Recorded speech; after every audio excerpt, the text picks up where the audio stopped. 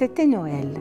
Dans les rues flottait une odeur de pain d'épices et de petits gâteaux, et l'on entendait chanter des refrains joyeux dans les maisons.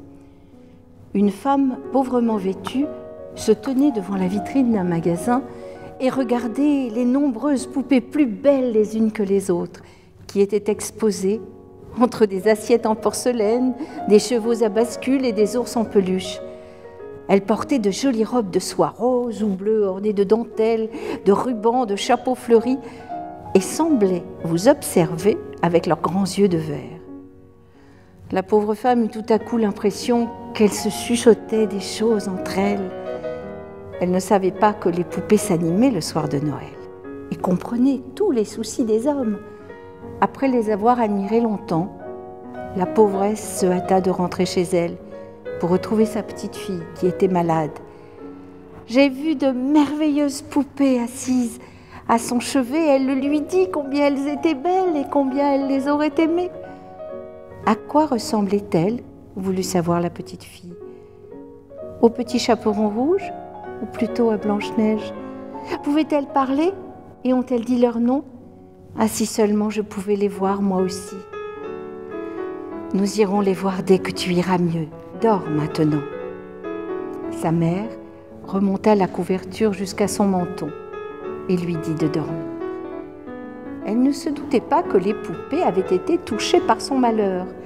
Lorsque minuit sonna et que le veilleur de nuit eut éteint toutes les lumières, ils se glissèrent en cachette, tous ces objets, toutes ces poupées. Hors de la vitrine du magasin, ils s'enfuirent. Leur petit cœur s'était mis à battre, les conduisant à travers d'étroites ruelles jusqu'à la maison de la pauvre mère et de sa petite fille.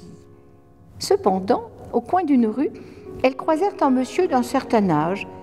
À en juger par ses vêtements et le pommeau d'or de sa canne, il semblait qu'il était riche. Piqué de curiosité, il suivit les poupées. Elles s'engagèrent dans la ruelle la plus sombre du quartier, se glissèrent par la porte d'un immeuble d'allure très modeste et montèrent jusqu'au dernier étage. Arrivées sous les toits, elles frappèrent à la porte de la chambrette où vivait la femme et son enfant. Lorsque la mère ouvrit, les poupées entrèrent en dansant et en sautant joyeusement. Elles grimpèrent sur le lit de la petite fille et jouèrent avec elle, lui racontant tout ce qu'elle voulait savoir. Au moment de partir, elles l'embrassèrent toutes chaleureusement et lui dirent « Au revoir, petite fille. Nous avons été ravis de te rendre visite. Malheureusement, l'heure est venue pour nous de rentrer.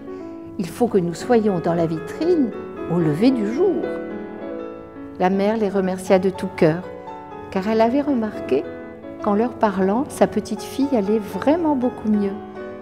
Cependant, le monsieur à la canne dorée avait assisté à toute la scène. Il était derrière la porte restée entr'ouverte.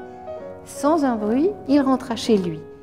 Le lendemain, il envoya quelqu'un se renseigner sur le nombre d'enfants pauvres qui vivaient dans cet immeuble. Puis, il se rendit au magasin de jouets et acheta un jouet pour chaque enfant, une poupée, une auto, une balle, un ours en peluche. Il fit distribuer à tous ses enfants les jouets le jour de Noël, sans même donner son identité. Ainsi, les enfants les plus pauvres de la ville eurent eux aussi un beau Noël.